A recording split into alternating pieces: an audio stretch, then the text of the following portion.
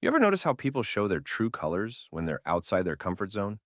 Take away the Wi Fi, the cozy couch, the locked doors of home, and suddenly you see who they really are.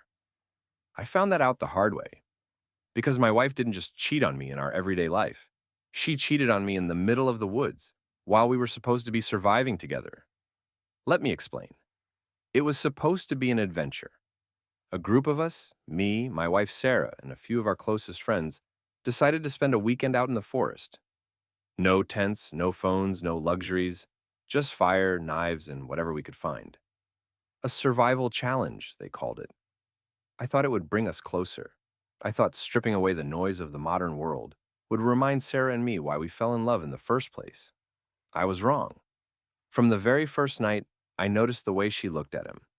Jason, my so called best friend. Tall, athletic, the kind of guy who cracks a joke at the right moment and makes everyone laugh. I told myself I was imagining things, that it was just my insecurity talking. But the longer we stayed out there, the harder it was to ignore. We spent our days gathering wood, fishing, and building a makeshift shelter. At night, we sat around the fire, the flames flickering in everyone's eyes. And every time Jason said something, Sarah laughed a little too hard. Every time we split into groups to find food or water, she always volunteered to go with him. The forest has a way of magnifying everything.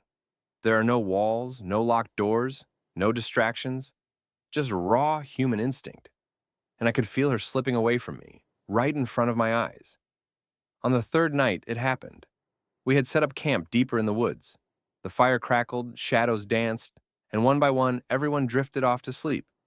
I lay down next to Sarah, but she wasn't relaxed. She was restless, twitching. And then she whispered, "I'll be right back." I waited. 10 minutes, 20, 30. My chest tightened. Something inside me screamed to follow. So I did. I moved quietly through the trees, the moonlight guiding me. The air smelled like pine and smoke. And then I heard it. Voices, low, urgent. I crept closer. My heart pounded. Through the trees, I saw them, Sarah and Jason, together, pressed against each other like I didn't exist. Her hands on him, his lips on hers. In the middle of the woods, under the stars, while our friends slept just a few hundred feet away, it was like the forest swallowed the sound of my heartbeat. My body went numb.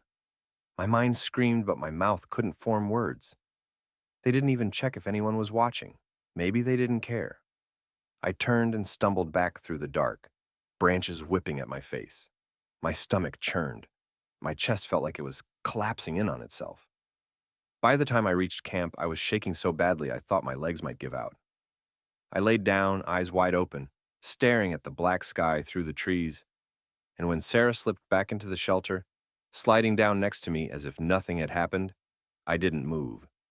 I didn't say a word. The next morning, when Jason grinned at me across the fire, I wanted to break his jaw.